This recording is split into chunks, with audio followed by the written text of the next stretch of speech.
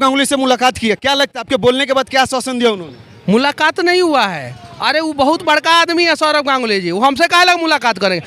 भाई गमछा लेके हम जाएंगे तो मुलाकात करेंगे? अरे महाराज आप ईडन गार्डन के अंदरवा जाके देखिए, हम जैसे लोगों को के लिए जो कुर्सी है उस पर लोगों ने थूक दिया है, एकदम थर्ड क्लास कुर्सी है। वो लोग वीआईपी लोग है, एयर कंडीशन लगा रहता है, पीछे से एक आदमी आता है पूछता है सर ठंडा पीजिएगा या गर्म, तो वो लोग हम लोगों से नहीं मिलेंगे। लेकिन हाँ, यहाँ से मैं आवाज़ उठाऊंगा, उनके कान में टनाटन मनीष कश्यप का आवाज़ गूंजेगा कि एक बिहारी आया था, आवाज़ उठाया था कि बिहार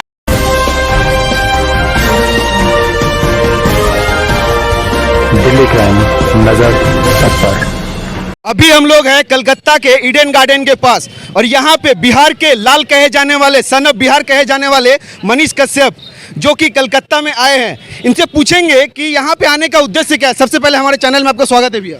बहुत बहुत धन्यवाद। और यहाँ पे आने का उद्देश्य जो आपने पूछा है, यहाँ पे आने का उद्देश्य एकमात्र है मेरा कि जिस प्रकार से बंगाल क्रिकेट एसोसिएशन के पास अपना स्टेडियम है और इस देश के हर एक क्रिकेट एसोसिएशन के पास अपना स्टेडियम है, वैसे ही BCA यानी बिहार क्रिकेट एसोसिएशन के पास भी अपना क्रिकेट स्टेडियम होना चाहिए, क्योंकि बिहार क्रिकेट एसोसिएशन देश का पहला ऐसा क्रिकेट एसोसिएशन है जिसके पास अपना कोई स्टेडियम नहीं है, जिसके वजह से बिहार के प्लेयर रिकॉर्ड तो बनाते हैं लेकिन ग्रुप में नहीं, सिंगल। एक शकीबुल गनी का आप लोगों ने नाम सुना है, जिन्होंने ब्रह्मांड में रिकॉर्ड तोड़ दिया, पूरे ब्रह्मांड में। मंगल ग्रह पे भी आप जाके ढूंढिएगा तो उतना बड़ा रिकॉर्ड किसी ने नहीं बनाया।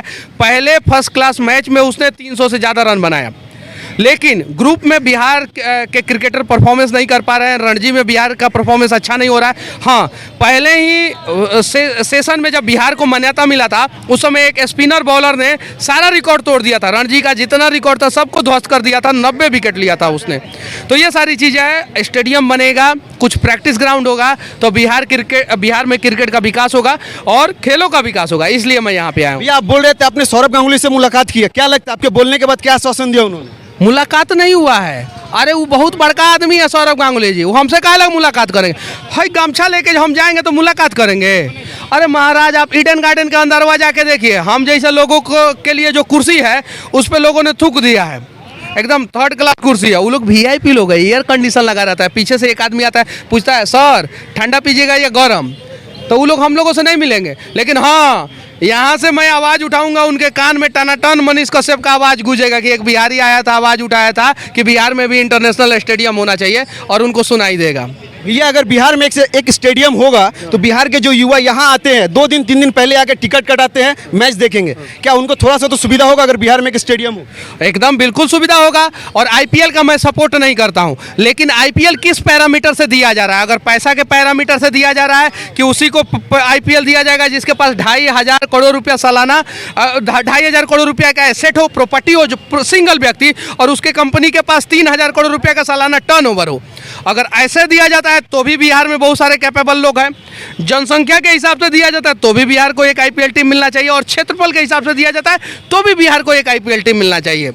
तो इन सारी चीज़ों के लिए मैं यहाँ पे स्टेडियम नहीं है, इसको दोषी मानते हैं। बिहार में इंटरनेशनल स्टेडियम नहीं है, इसके लिए सबसे ज़्यादा दोषी हम बिहार के लोग हैं, क्योंकि हम दोस्ती भी करते हैं तो सरनेम जान के, यानी जाति जान के।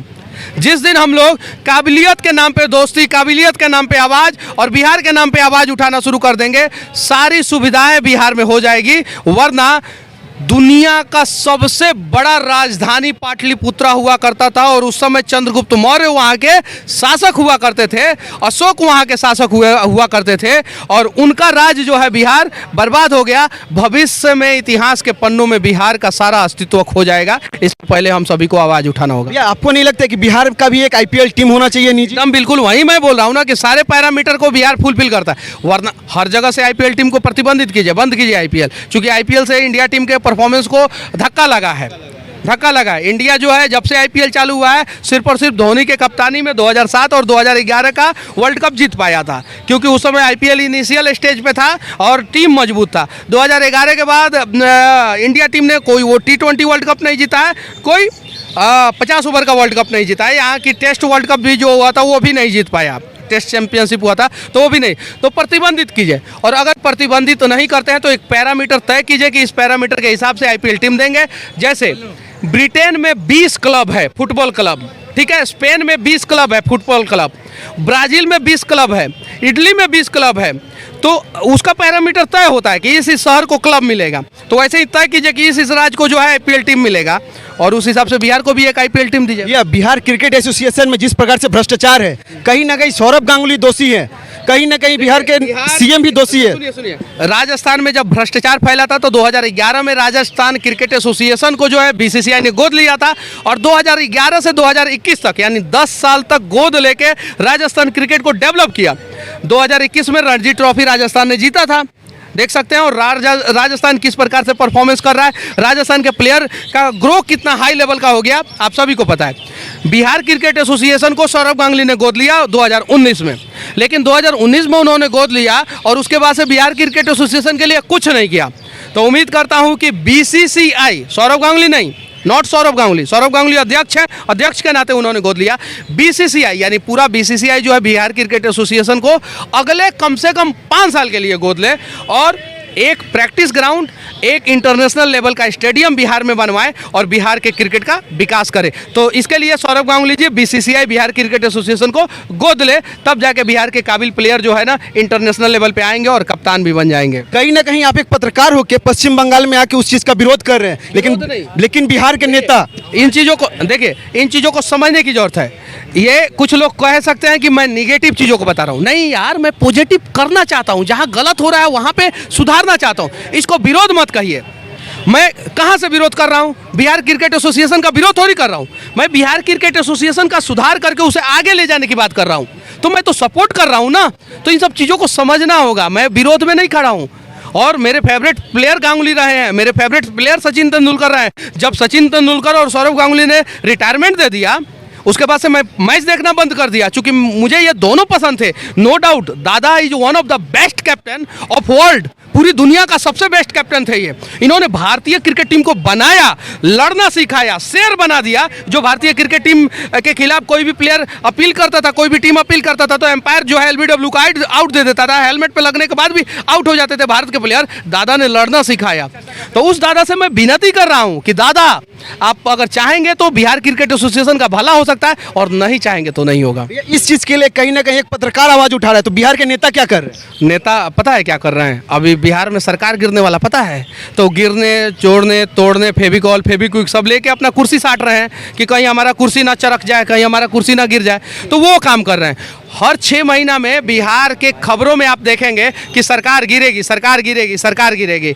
हर 15 दिन पे बिहार में एक नया बवाल होता है, गाली गलौज, कभी खेसारी, कभी पवन सिंह, कभी दूसरा कलाकार आपस में उलझे रहते हैं।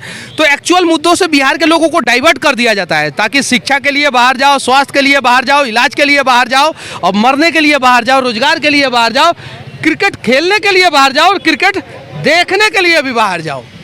ये चीज़ें हैं। भैया आप गुटखाखोरी पे लगातार प्रश्न करते, वीडियो बनाते हैं। अभी हाल फिलहाल अक्षय कुमार भी गुटखा का प्रचार में उतर गए हैं, लेकिन विमल का प्रचार करते हैं इलायची के रूप में कि 5 रुपये में इलायची देगा। 5 रुपये में इलायची कौन देगा और केसर कहाँ से देगा? नहीं नहीं नहीं नहीं नहीं, इस चीज़ों को समझिए। उसको सरगोशी ऐड कहते हैं। सरगोशी ऐड मतलब ऐड करेंगे गुटखा का ऐड करेंगे गुटखा का, लेकिन नाम होगा इलायची का। अरे भाई, विमल का इलायची कौन खाता है? और विमल के इलायची के पास, विमल इलायची कंपनी को इतना प्रॉफिट कब से होने लगा इलायची बेच के कि अक्षय कुमार को ब्रांड एम्बेसडर बना दिया। केसर डाल रहे हैं। भाई कल से हम भी इलायची बेचना शुरू कर देंगे। परसों हमारे भी कंपनी में आने चाहिए ना अमिताभ बच्चन, केसर युक्त कमला पसंद और केसर युक्त विमल। सही है कि नहीं? दाने दाने में केसर। तो वो कुछ नहीं, ऐसर केसर खुश नहीं होता, वो कैंसर का दवा होता है, मतलब कि कैंसर फैलाने वाला एक गुटखा होता है, जिसको लोग खाते हैं, कैंसर होता है, कैंसर होने के बाद मर जाते हैं। कुछ लोग बच जाते हैं, सुधर जाते हैं। तो सही है कि नहीं भाई? भैया बिहार के बहुत सारे लोग पश्चिम बंगाल में रहते हैं, आप उनको क्या संदेश देना चाहिए?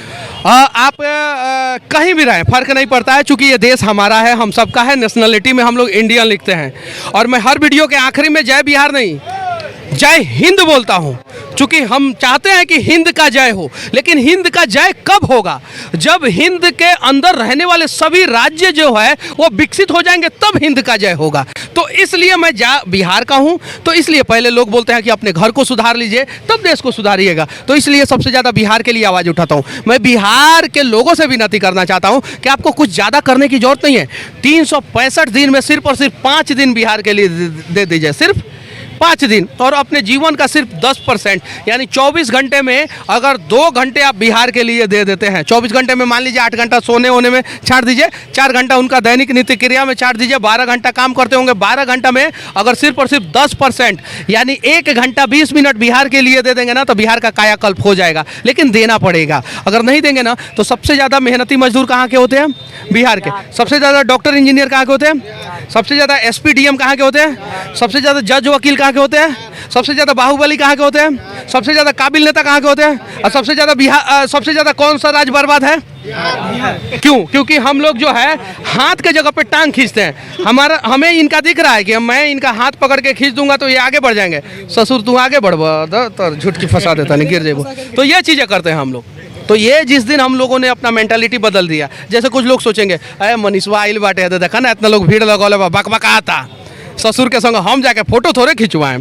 तो ये चीज़ है, ये मेंटालिटी बदलना होगा। जिस दिन हम सभी एक हो जाएंगे, सभी लोग एक हो जाएंगे, सभी लोग, उस दिन जो है ना बदलाव होगा। और नहीं एक होंगे ना तो सभी लोग धीरे धीरे दूसरे राज्यों में जाके मरेंगे, परेशान होंगे। कहीं ना कहीं मनीष भैया का जो मुद्दा है वो 100% सही है और इस चीज़ के लिए हम लोग भी आवाज़ उठाएंगे। अगर बिहार में एक स्टेडियम हो तो बिहार के जो युवा 2 दिन 3 दिन पहले टिकट कटाने के लिए पश्चिम बंगाल आते हैं, उनको नहीं आना पड़ेगा और उनका समय बर्बाद नहीं होगा। खैर, दिल्ली क्राइम न्यूज़ के लिए मैं रोशन कुमार मिश्रा, और जब मनीष भैया साथ में हम लोग एक साथ बोलेंगे, जय हिंद। जय हिंद।